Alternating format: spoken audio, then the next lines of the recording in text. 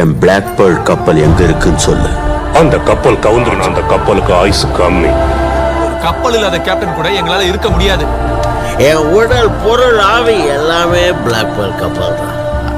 அந்த பிளாக் பேர்லை திரும்ப அடையிறது தான் என்னோட லட்சியம். உண்மையிலேயே அந்த கப்பல் கவுந்திருந்தா நீ உயிரோடவே இருந்திருக்க மாட்ட. என்கிட்ட தான் கப்பல் இருக்க. என்னைக்கும் என்னை கைவிடாத பிளாக் பேர்ல். ஆனா என் கப்பல் எப்படி இருக்கு தெரியுமா? பெருசா, அழகா, கம்பீரமா இருக்கும்.